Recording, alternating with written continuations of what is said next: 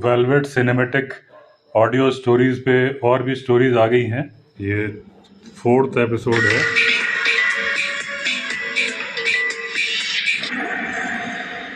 नमस्कार दोस्तों, मैं आपका दोस्त विवेक अवस्थी फिर हाजिर हूँ जंगल नामा में। आज एक वाइल्ड लाइफ का किस्सा मैं आपको सुना रहा हूँ। जब मैं था करीब 18 साल का, मैंने आपको पहले एक किस्सा बताया था कि मैंने पहली बार टाइगर देखा था जब मैं 9 साल का था। और उसके बाद जब मेरे पिताजी की पोस्टिंग हो गई एज ए एसडीएम बांधवगढ़, तब तो समझ लो मेरी लॉटरी लग गई। हर वक्त, हर दूसरे, हर तीसरे दिन मुझे जंगल पापा की गाड़ी में जाना बैठ के। मैं पीएमटी की तैयारी कर रहा था तो मेरे बड़ा भाई और मम्मी पापा से बोलते थे कि ये अपना कैरियर बर्बाद कर रहा है, पढ़ाई में तो इसका ध्यान नहीं है, दिन भर जंगल घूम के चला जाता है। तो पापा मुझे घुमाना तो चाहते थे, लेकिन जब मम्मी और भैया मिलके पापा की क्लास लगाते थे तो उससे वो बचने के लिए उन्होंने झूठ मूठ को मुझे बोलना शुरू कर दिया कि तुम नहीं जाओगे, और गुस्सा दिखाते थे कि तुम नहीं जाओगे।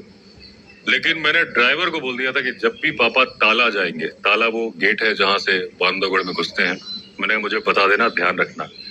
तो ड्राइवर तो मुझसे पंगा ले नहीं सकता था, वो मुझे बता देता था कि आज साहब ताला जा रहे हैं, क्योंकि गाड़ी तो रोज तैयार करता था, साफ करता था, घर के बाहर खड़े करके गैरेज से निकाल के।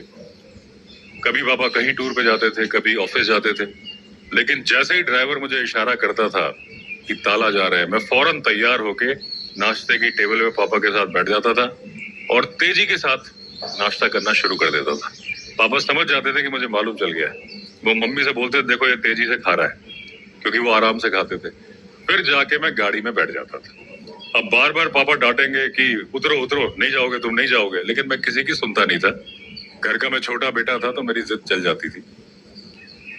लेकिन पापा वो जो दिखाते थे कि तुमको उतरना है, तुमको नहीं जाना है, वो सिर्फ भैया और मम्मी उनकी क्लास ना लगा पाए इसलिए। जैसे ही गाड़ी गेट से बाहर निकलती थी, फिर वो मुझे जंगल की बातें बताना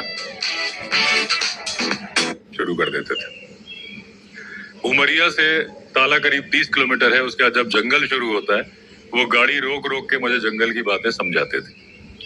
मैं सर्किट हाउस में पापा के साथ जाता था। कई बार वीआईपीज आते थे तो फिर मैं गाड़ी से नहीं उतरता था। तो गाड़ी, क्योंकि हुड वाली गाड़ी होती थी, उसके अंदर कौन बैठा है किसी को मालूम नहीं चलता था। सही में चलिए दोस्तों, पूरा एपिसोड नहीं सुनाता, नहीं तो फिर वो बोलेंगे कि आपने पूरा एपिसोड सुना दिया।